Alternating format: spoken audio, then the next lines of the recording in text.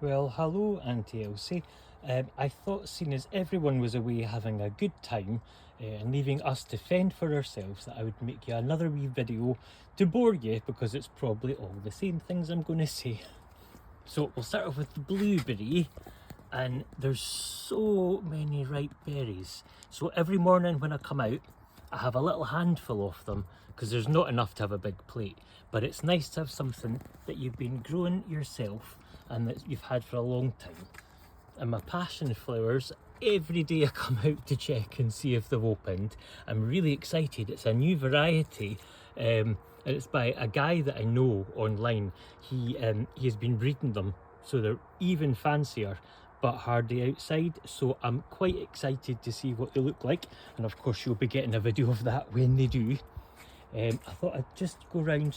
I think you've seen this already, but it's just getting covered in flowers now. There's so many buds coming up, and the rest of them, because they've only been their first year, I don't think I'll see any flowers off them.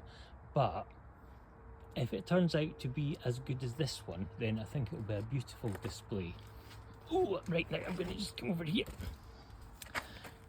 So this is related to gingers, and it's an alpine plant, so it stays very small, and the flowers, which it's just starting to open now, they don't last long, but there's another one will come up after that, and it's such a pretty little thing. So it's got almost like a ginger rhizome inside the pot, so I'm going to be planting that just in there, and I'm waiting for gravel to arrive because I've decided this whole bed here should all be gravel, and I think it sets off all the leaves and just the blossoms really nicely. So that's that part. And I know you've seen these already, but they're like wax. They're amazing. These are from South Africa, and you'll recognise the white ones, or you'll remember the white ones because you'll have seen those before. They're more garden ones. So these you have to keep inside and dry over the winter, and they're just like a strange, in fact they look a bit like a ginger rhizome as well. So over, oh my goodness, to my lilies, and as you can see they're starting to colour up, to open. These are called Tiger Baby, and they're a cross between the Tiger Lily, the classic one, and something else that I can't remember. But what is interesting about this type of lily, now you see all these blobs, these weird wee blobs, well they're actually called bulbils, and they fall off very easily. They're a tiny little lily bulb, and excuse the mess of my hands, it's a tiny little bulb, and I don't know if you can see, but there's a little bit of root growing there, so you can pot them up, and they take maybe 3 years, but they'll flower eventually and just be like their mum plant. So you don't need to have seeds or anything with these just to have them exactly the same.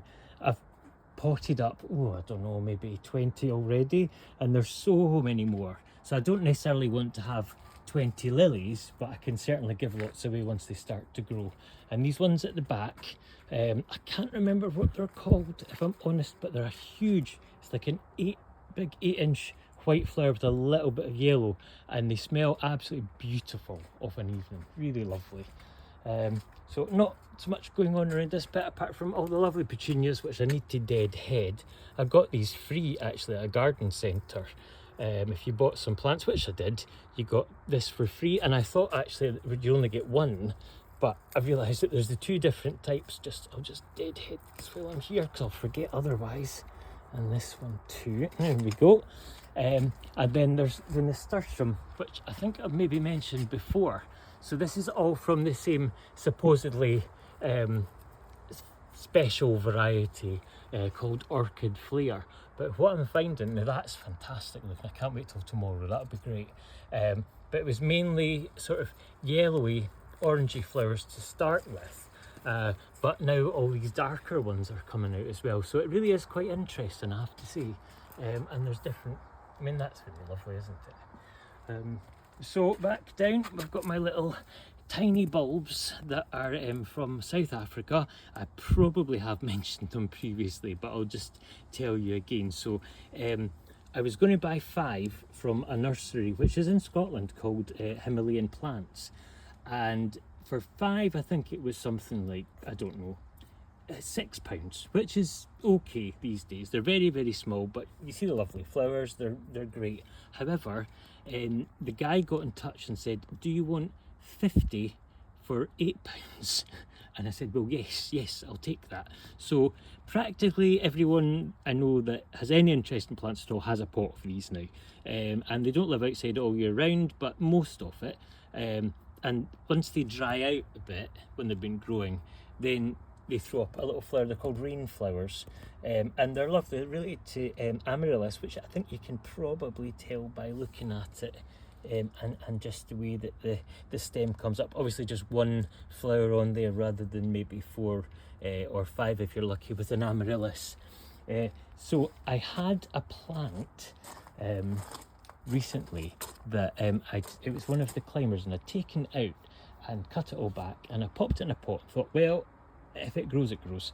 And I said to my friends on my Facebook group, UK Unusual Plants, I said, look, if anyone wants this, you can come and pick it up. I don't know if it'll grow, but come and get it anyway. So a lady got in touch from Glasgow and said, oh, I'll drive over tomorrow.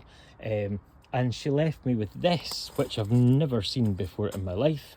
It gets much taller than this once it's in the ground, and it's a big daisy flower that comes out, but hardly anyone's got it, so it's nice to have something rare. You know what I'm like.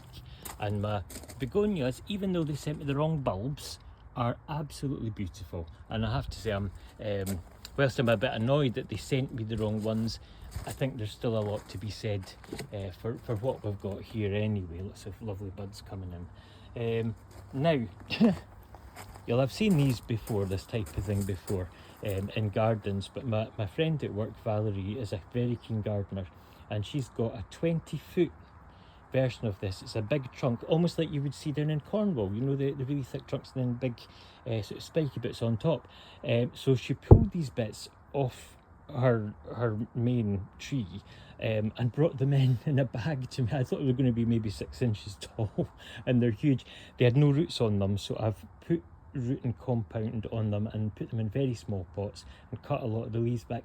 I don't really know if they're going to grow, if I'm honest, because they might just be too big to support themselves, but they're kind of mainly in the shade as well, so I've got my fingers crossed. I'm hoping for the best. Now, this big mess you see here, well, I'd been thinking for a while about putting I mentioned, sorry, blah blah blah blah blah.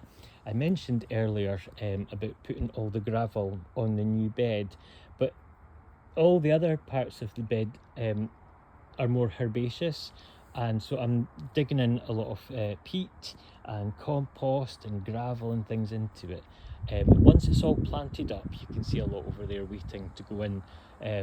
I thought I'll get some bark mulch, and that'll keep the weeds down because they're terrible, and it'll keep it damp as well when dry weather.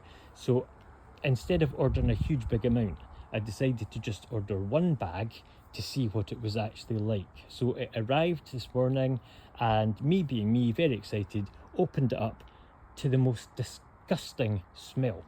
It smelled like pine trees, which would be nice, with vinegar and rotten eggs. It was absolutely disgusting. So I looked it up online, and it turns out it had started to ferment, but it was really wet when they put it in the bag, and it had no oxygen, so it was doing anaerobic breakdown, which stinks and isn't good for plants. So the suggestion online was spread it out in the open air, leave it for 24 hours, move it around a bit, and then it'll be absolutely fine, because that will have stopped by then, and it'll start, decomposing as it's meant to. So we will see what comes of that, but yes, so that's a tomorrow job. I'll come out and have a sniff and see if it's all right. I think I've maybe shown you this before. If I haven't, well, it's kind of newish, and it is amazing looking, actually. It doesn't look like anything else I've ever seen. Hardy's old boots too. It just dies down and then comes away again in the spring, but I've already taken some cuttings because I really would like it all around the garden because it's just quite fancy. And this is my Himalayan lily, which again I may have mentioned previously. I've tried to grow it before and it never came to anything, so I decided to just grow it in a pot this year. It gets up to about 9 feet. It's a great big bulb, big chunky thing, and it just quite slowly grows along, and then all of a sudden it gets to this part and starts to shoot up. The bulb itself is completely rotten, and there's a few wee babies, and that's natural.